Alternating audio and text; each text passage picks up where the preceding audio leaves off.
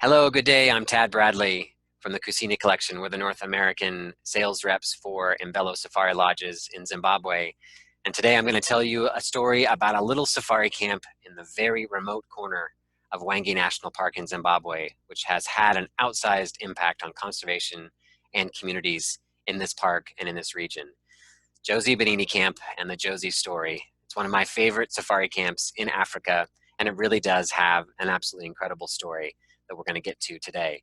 But first, I want to take you through the Imvelo portfolio. For those that aren't familiar with Imvelo, Imvelo Safari Lodges operates 6 safari camps in northwest Zimbabwe, 2 in the Victoria Falls area, including Gorge's Lodge, which is one of only 3 properties in Zimbabwe built on community land in a conservancy model, and 4 properties in Hwange National Park, including Jozibanini Camp here in the very far southeast part of the park. The things that really set Imvelo apart from other safari operators are twofold. The first is their focus on experiential activities, of really looking to get guests outside of the vehicle and to experience Africa and Zimbabwe and Hwange in a more intimate, truly immersive for the senses way, and really in unique and different sort of ways. So there's, of course, the walking safaris in Zimbabwe, which are a must-do given the Zimbabwean professional guides and their level of training, but also canoeing on the upper Zambezi from Imvelo's Zambezi Sands property, riding the Elephant Express, Imvelo's incredible and great fun safari train that operates on the eastern border of Hwange National Park here on your screen. And then specific to Jozibanini, being able to get out on a mountain bike and go on safari on a bike is a pretty thrilling experience and only available in Hwange at Jozibanini. So those experiential activities coupled with Imvelo's firm focus at the core of their ethos is this community-based tourism model. As I mentioned, Gorge's Lodge up here in the falls was the first lodge built on community land in Zimbabwe back in 1995. Today, Imvelo operates 2 of the 3 community lodges in Zimbabwe, the other being Camelthorn Lodge on the southeast corner of Hwange National Park. So the commitment to the communities and to engaging communities through tourism and through conservation is really at the core of what Imvelo is all about. But today the focus is all about my favorite camp, Jozibanini. We're going to take a little zoom in here on Hwange National Park, 5,000 square miles of amazing wilderness. Hwange is about the size of the Serengeti, about 5,000 square miles, and slightly smaller than Kruger, which is about 5,600 square miles. But the big difference between the 2 parks is in terms of visitor numbers. And last year, the Serengeti had upwards of 1.5 million visitors. The Kruger Park had upwards of 1.5 million visitors. The Serengeti upwards of 400,000 to 500,000. Hwange's numbers were about 50,000. So it's a really exclusive experience in Hwange, no matter where you go, but especially here in the far south part of the park, as we'll zoom in here toward Jozibanini. Something that I think may become more and more important in a post-COVID, hopefully sooner rather than later, a post-COVID safari world, are those types of camps that really do get guests out into nature, into very remote settings where they are away from the rest of the world, can truly decompress and have a really exclusive experience. And Jozi certainly is that. It's at least 65 to 70 kilometers away from the nearest safari camp, which I believe is Somalisa here, east of Jozi. It's about a 4 to 5 hour drive. Imvelo's other 2 properties, Bomani and Camelthorn here in the southeast corner, are about 100 kilometers away, and that's a full 6-hour game drive down to Jozi. So it really is truly, as one guest put it, on the edge of the earth, or on the edge of Hwange. It's the most remote camp in Hwange without question, and certainly one of the most remote, if not the most remote in Zimbabwe, and one of the most remote in southern Africa. But there is an airstrip that's about a 20 to 30 minute game drive away at Labudi. So while it is out in the middle of nowhere here in southern remote Hwange, you can fly in and be at camp within about 30 minutes. But to really give you and tell you the story of Jozi, I have to tell you the history of Hwange National Park, and it does relate very specifically to how this Jozi story came to be. So taking a step back in time to the 1920s, when the first warden of Hwange National Park, Ted Davison, rode the train, the very same tracks that the Elephant Express now traverses, by the by, on the eastern border of Hwange. He rode the train up from Cape Town or Pretoria, and got off the train probably at Kennedy siding, and began to walk around over the next few years, checking out this park that he had been given by the colonial authorities, and realized after a few years that there were no sources of perennial water within the borders of Hwange, so no rivers and very little surface water that existed outside of the rainy season. So of course this became a big problem when wildlife would begin to migrate outside the park in search of water during the dry season. They would get into conflict with communities that were bordering the park in those days, or between the park and, say, the Chobe River or the Zambezi River. And Davison's mandate was to protect wildlife inside the park. So in order to keep the wildlife within the borders of the park during the dry season, he began to pump water and started off by using windmills. And sure enough, this really worked and the wildlife began to flourish. In particular, the elephant numbers, from about 1,000 to 1,500 elephants in the 1920s in Davison's times, to upwards then of about 25 to 30,000 elephants by the 1990s. And today, in the most recent count from the Great Elephant Census of a few years ago, funded by Paul Allen, there's an estimated 46,000 elephants inside Hwange National Park. So it's an absolute elephant paradise with one of the greatest, if not the greatest, elephant shows on Earth. And combined with the Chobe area, the Kaza Transfrontier Park area, it has by far the highest density of elephants anywhere on the continent of Africa today.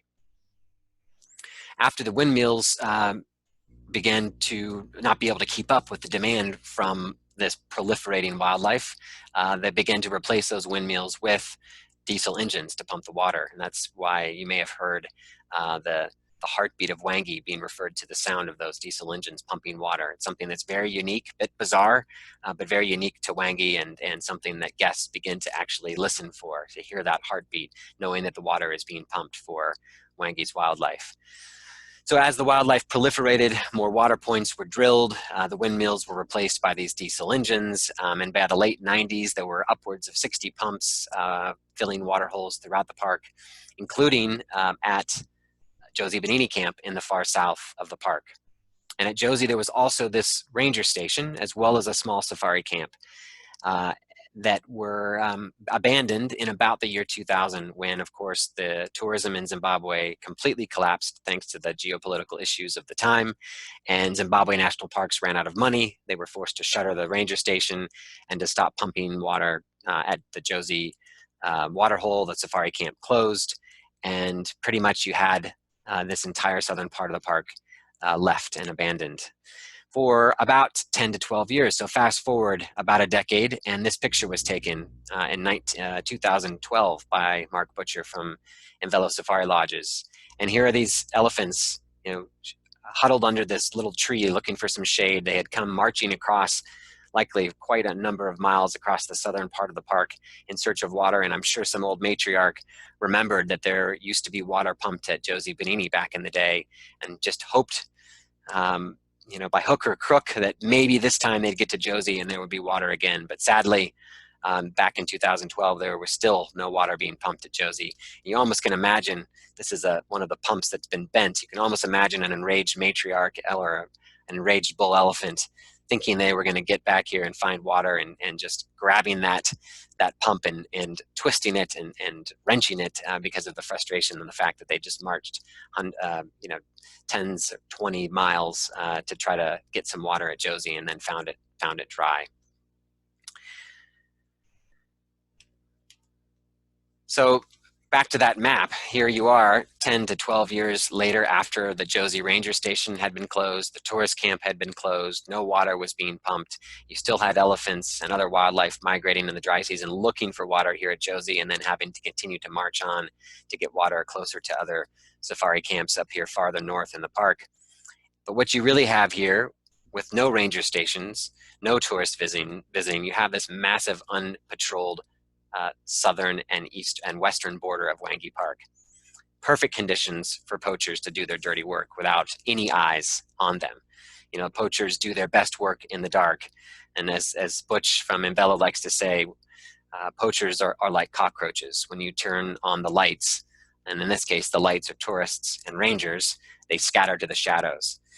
But in the absence of tourists and rangers, like at Jozi, you have no light because there are no people, there are no eyes, and that's part of the park. And hence, it is ripe conditions for a terrible incident of poaching. And this is what happened in 2013, shortly after that picture was taken earlier of the elephants huddled under the tree, the worst poaching incident in the history of Hwange, where upwards of 150 elephants were poached by poisoned watermelons and other fruits and vegetables by cyanide put in them. In this case, you can see on your screen, that's a poisoned watermelon with cyanide, killing 150 elephants. And this all happened in this far south part of the park, not very far from Jozi. This story was all over the international press. Of course, Zimbabwe was vilified for it, and rightly so. However, one of the parts of the story that wasn't told was what happened after the poaching incident. And many, if not nearly all of the poachers were apprehended.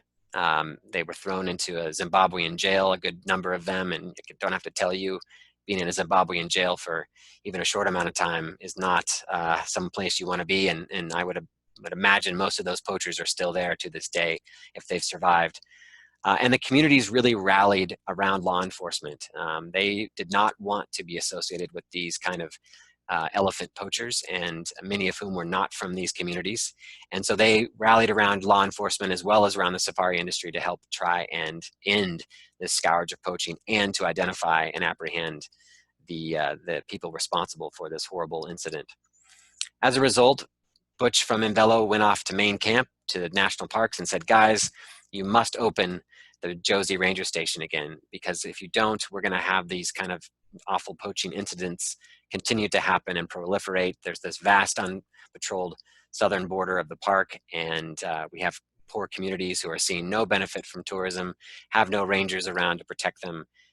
You've got to open Jozi Ranger Station. And of course, Park said, sorry, no, we can't do that. We don't have any money, not possible. But we'd be happy to pass the buck and let you open a safari camp and take over that old concession from the Jozi camp from nearly 15 years ago. So of course, Butch, being Butch, he said, yes, we're going to do it. May not be the best financial decision for us, but you know what? Somebody has to do it. So we'll take on this effort. And here's a picture of one of the first convoys headed down to Jozi back in 2013 to begin to set up the camp and most importantly, to get water pumping again. And that's the first thing you have to do, of course, of any camp is to have water. And of course, you see those elephants there ready for the water to begin flowing. And here it is that one of the first droplets of water from the new Jozi water pump begins to flow in about 2013. Pretty quickly, the elephants are there, taking a drink right from that water hose as the water begins to flow. And shortly thereafter, there's a full pan with lots of very, very happy elephants enjoying themselves in taking baths in this Jozibanini pan. And here you can see early days, another one of those dirty diesel engines. But of course, today in Hwange, most of those dirty diesel engines are being replaced slowly by either solar or solar hybrid setups to pump the water. Now, solar is great, and we all love it.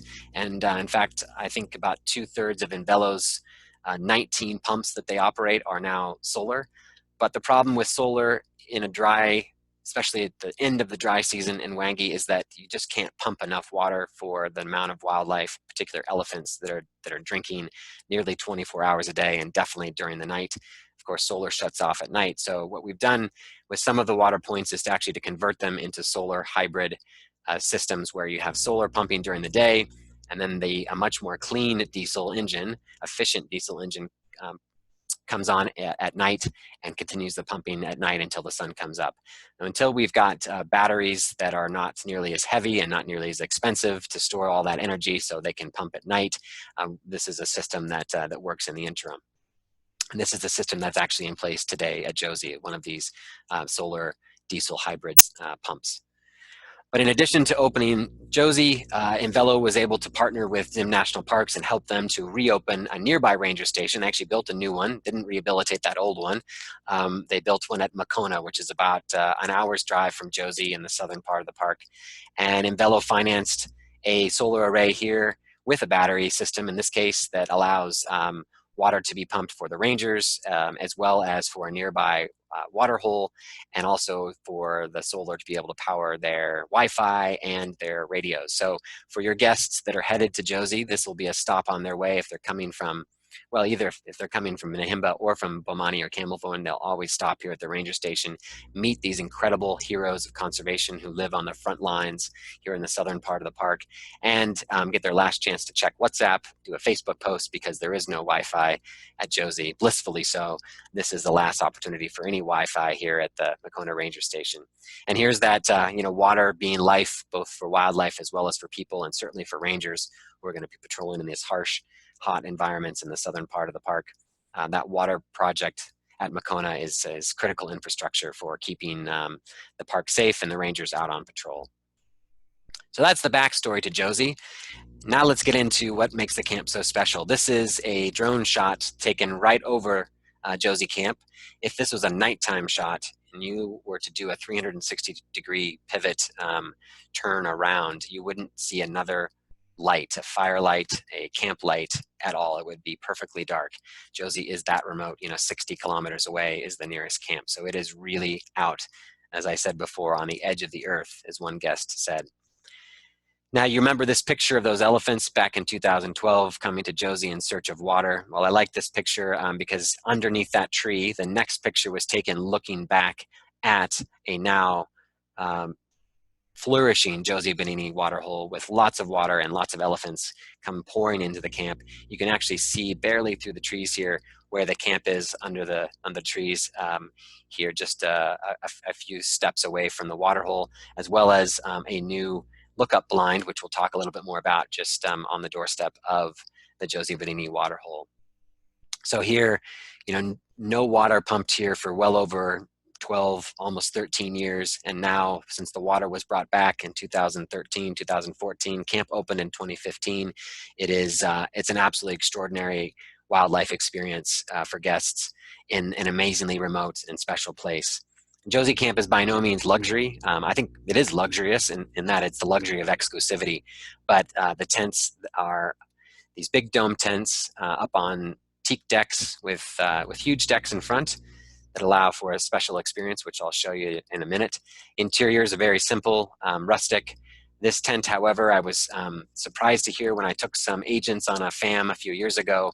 Most of them had seen this picture and were actually shocked to see that you could stand up inside of these tents. And yeah, they're very roomy and spacious dome tents. If you're a 6'4" person, you could stand up in that tent. So while they are dome tents, they're very big and spacious dome tents.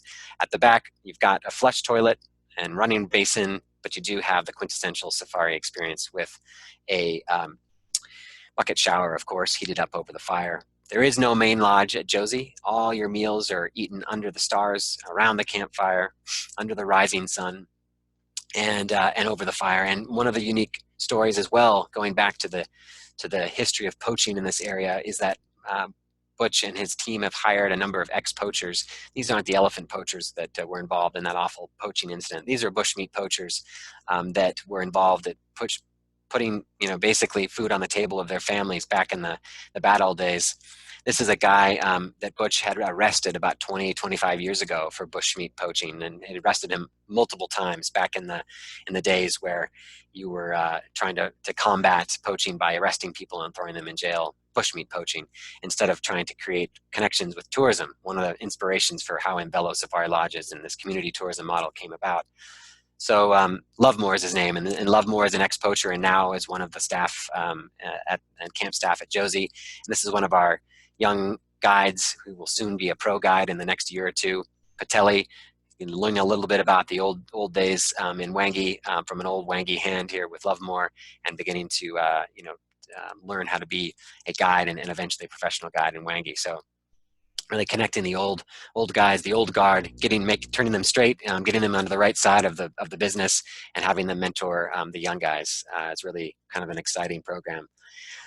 Jozi has a huge deck in front, which is also great for a star bed. So we actually have all of the beds on wheels that can be rolled out onto the front of the deck to sleep under the stars. This picture that was taken, we did put mosquito nets, mostly for those nervous American guests, but honestly, there's not a mosquito alive in the southern part of the dry Hwange National Park during the dry season. So you really don't need the mosquito nets. Of course, we can put them up for guests if they're nervous, but then it would defeat the purpose really of seeing that incredible starscape above.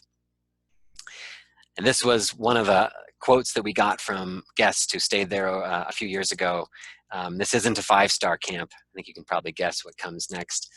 It's a 5 million star camp. And sure enough, just being out under the stars with literally no light pollution within 60, 70 kilometers, and that's only light pollution from another safari camp. It is absolutely extraordinary starscape. The Milky Way is massive, and you really do get to sleep under a blanket of stars at night if you choose to do the star bed on the front of the decks. Really amazing experience. So what can you do at Jozi? Well, there's lots of things. Like any safari camp, we have safari vehicles there for game drives, and Imvelo's vehicles all have 6 seats in the back, captain's chairs, with the 7th if you have a larger group up next to the driver. Walking safaris, of course, or in this case, sit on your bum safaris, but walks are definitely always an option from Jozi, because we do have a professional guide that will always be at camp there, so your guests can go out on walks.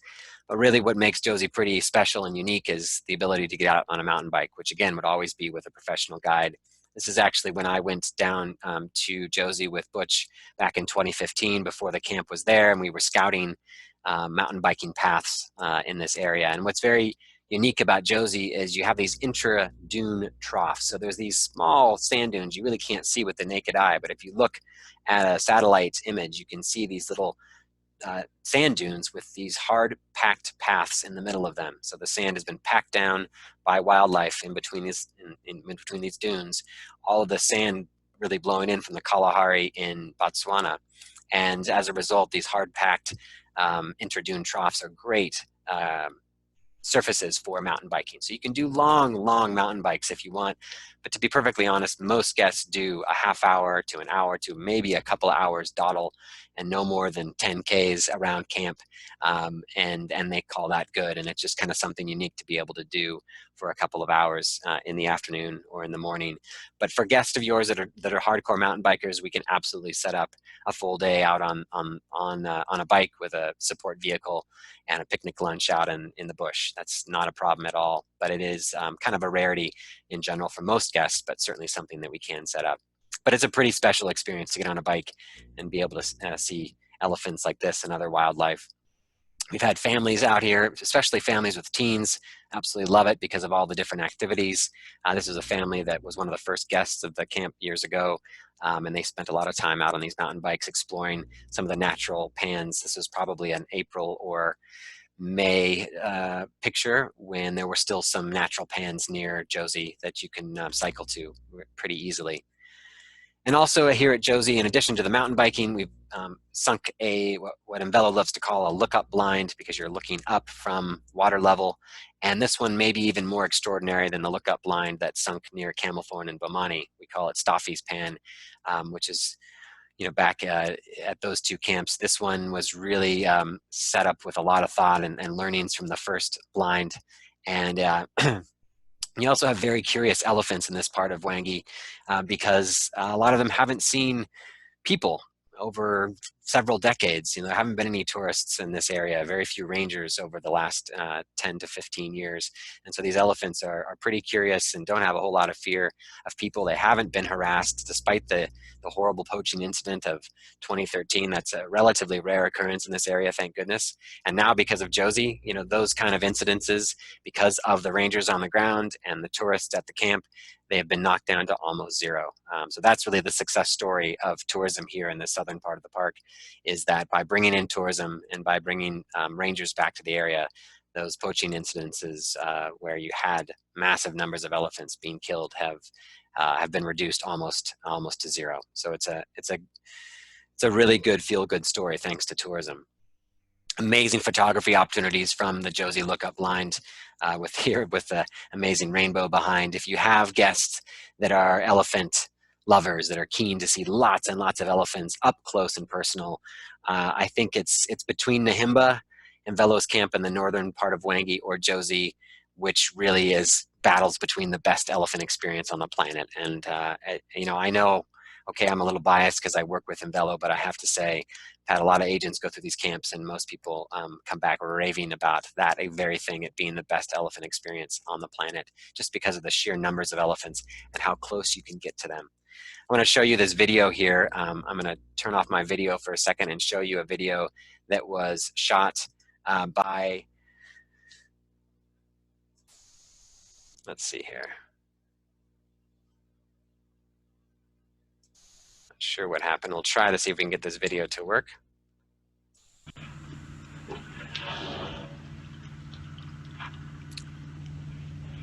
Just have to wait for the payoff for a second. You can hear the heartbeat of Hwange if you listen carefully in the background on that pump, which today you wouldn't hear because it's now solar.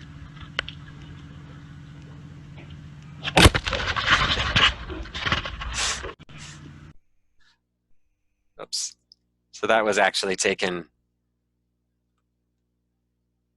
Oops, here we go. That was actually taken by one of my clients from Mexico, from Brian and Sergio, from Todos Santos Eco Adventures, and they did a whole Imvelo circuit a few years ago and stayed at Jozi and absolutely loved it. Stayed 3 nights, and they got that amazing video from inside the lookup blind.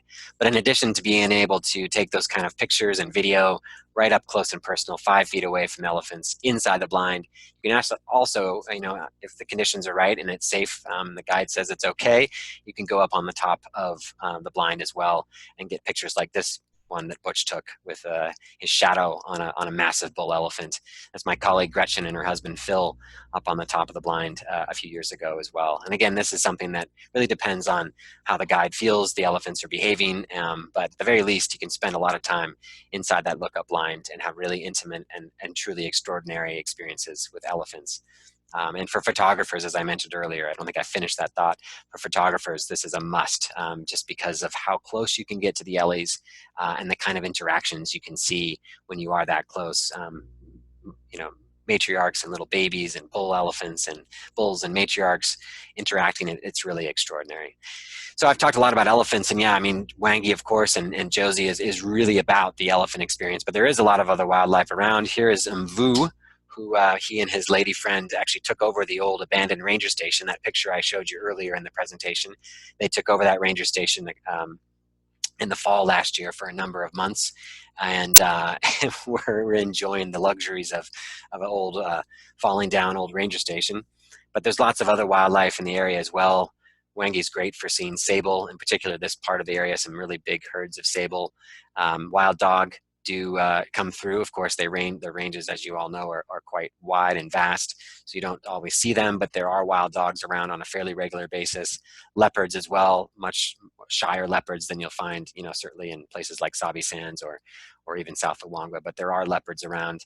And of course, other general plains game and other predators that you may see, cheetah in particular, in this part of the park. And in terms of communities, we've just begun to connect those bordering communities with tourism. This is some of the first tourists that have ever visited these villages. This is one that is about an 1.5 to 2 hour drive from Jozi to the border of Hwange Park. And these first guests that visited this village, they were so excited to have tourists visit, they actually presented the guests with chickens, which was a really incredible honor, and just shows the power of community-based tourism and how much these communities really want tourists to come and visit and interact with them and connect with them and of course economically benefit them. These chickens were then given back to the community, and I believe what happened was the headmaster ended up giving the chickens to the girl who had the highest marks at the end of the last semester. So she got to take chickens home as a reward for her good grades in school, which I thought was a really great way to pay it forward. So this is an opportunity if your guests are staying at least, probably 3 nights. You can spend the morning driving, or even the afternoon, but more likely head off in the morning, do a game drive on your way, and then do a village visit and school visit, and then head back to Jozi in the afternoon. As I mentioned, there is an airstrip that's nearby, 20 to 30 minutes at Lubudi. It is an approved airstrip by the Zimbabwe Civil Aviation Authorities, so Imvelo works primarily with Alt Air, which is a charter company in Zim that does fly in here. You can fly into and out of it. We'll talk a little bit more about how you integrate Jozi into an itinerary and whether you would fly or drive in just a second. But I wanted to wrap up this part of the presentation just with a few more quotes from TripAdvisor. And I know TripAdvisor is a mixed blessing for all of us in the tourism industry, and so I hate to reference it, but in this case, it really does illustrate what makes Jozi so special. And again, what in this time that we're dealing with right now, what may make Jozi even more in demand because of its level of remoteness. These are some quotes from Jozi TripAdvisor, the real wild Zimbabwe. And I think you can see from the photos I've showed you, it truly does fit that. I've mentioned this one a few times already. It felt like we were on the edge of the earth. It was the most rustic of our 3 lodges in Hwange, but by far the best. That's something you see a lot in the TripAdvisor reviews is we went to a lot of properties in our Africa trip within Zimbabwe. We went to multiple Imvelo properties, other properties, and Jozi was most rustic, most out there. We were a little nervous to go there, but we went, and it was by far the best experience we've had in Zimbabwe, sometimes in Africa, and you must visit. So you get that review quite often. Despite the rustic nature, people find it to be their best experience. Off the grid, pure remoteness. Without a doubt, the best elephant experience on earth. It goes back to the best elephant show, and I think that there's a endorsement for that view that's a little bit more independent than I am. Remote, rustic, authentic experience at Jozi. You're truly in the wilderness, away from distractions. And again, in this day and age, I think more and more people may be looking for these types of unplug experiences, away from the madness of the world, away from other people, really out with being able to get out and remote in nature and commune with nature. Jozi, I don't think I mentioned, has 5 tents, so it's something that if you have a group of 10 or 12, they can take over the camp very easily and really have the whole playground in the southern part of the park to themselves. And this really does kind of wrap up what makes Jozi so special, and it is that splendid isolation of a camp, 70 to 100 kilometers away from the nearest safari camps. All right, wrapping up, Jozi's experiences included within the rates, which are for this year $399, next year $405. Included in that is all your activities, which, as I mentioned, game drives, safari, walking safaris, the lookup blind, of course, mountain biking, your bush dining, which is everything. All dining at Jozi is bush dining. That starbed experience, visiting the anti-poaching base and the national park rangers at Makona, going to the communities to do the community visits. All of that is included. They do have a stay pay special, which is available November through April, although Jozi is closed. It's seasonal. It's closed December through April, so that stay pay really is for November at Jozi. Kids stay free, like at all Imvelo camps, during the green season from November through April. But during the peak season, we offer a special incentive for 3-night stays. You get a free intra-Hwange flight. So for many of the other Imvelo properties or other could be other safari camp properties, you get a free flight out to Jozi for those 3-night stays. So how would you incorporate Jozi into an itinerary? Well, I'm going to give you 2 different options here. A 9-night safari, and this can be, chopped and changed in a variety of ways. This is just 2 ideas that I have, and I'll tell you kind of the reasons behind it. But if you start off with a night in the falls at Gorges or a Big Falls town property, if you prefer, fly in, stay the night, and then the next morning do a Victoria Falls tour in the morning, and then a road and rail transfer down to Det railway station where you can hop on the Elephant Express. It departs at about 2 o'clock, so you leave Big Falls town at about 10:30, 11 o'clock. You get to Det and hop on the Elephant Express for a 2.5-hour train drive, game drive, down the eastern border of the park, which if you don't know anything about the Elephant Express, please talk to me about it. I'll send out a link as well to a short webinar that explains it, but it is a truly amazing experience and a must-do for guests. So they'll have lunch on the train and get down to either Bomani or Camelthorne, depending on which camp they have booked into, for 3 nights. You really do need 3 nights at Bomani or Camelthorne because of all the activities in this area, the community activities as well as the safari activities inside the park. And then my recommendation about how best to integrate Jozi is to then do a full day game drive. Imvelo calls it a pump run, where you visit a bunch of the different water holes and water pumps along the way into this far remote south and southern part of the park. Stop for a picnic lunch under a tree along the way, do lots of game viewing, stop at the Makona Ranger Station here, meet the rangers, and get to Jozi in the late afternoon, just in time to settle in for sundowners and starbed experience. And then that gives you 2 full days at Jozi, which I really trying to push people to spend 3 nights. Historically, it's been more of a 2-night stay, but I think now, because the wildlife is getting a bit more habituated to having tourism there, the game is just getting better and better. And now that you also have the community activities, you really do want to have 2 full days down there because of how much there is to do. And quite honestly, again, read the TripAdvisor reviews. I think your guests will thank you if you can manage to get them to stay at Jozi for 3 nights. So spend those 3 nights at Jozi, and then I would recommend flying up to Victoria Falls. You can't drive from Jozi all the way to the falls, just not possible. It's way too long of a drive. So if you're not going to go to another camp within Hwange after Jozi, then you do need to fly back up to the falls or head to another safari camp and spend a night and then continue on. Not possible to do the drive in one day. Or it is, but it would take 10, 12 hours, and you would not have happy campers at the end. So this itinerary in 2021 is approximately 5,000 RAC. That includes the flight back up to Vic Falls. So a really great value for a 9-night safari, getting away from everything and everyone here in the southeast corner of the park at Bomani or Camelthorne, and then really getting away at Jozi. And then a 12-night safari, if you want to spend a little bit more time or immerse yourself.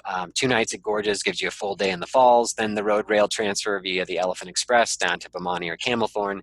3 nights at Bomani or Camelthorne, pump run out to Jozi. Now you can fly that.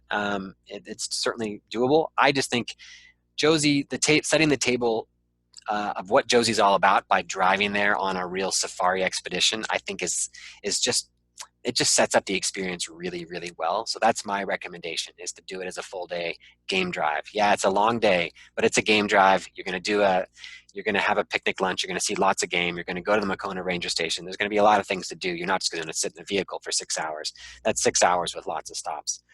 And then spend your 3 nights at Jozi and then fly up to Nahimba. You can drive it. It's also a 6-hour drive.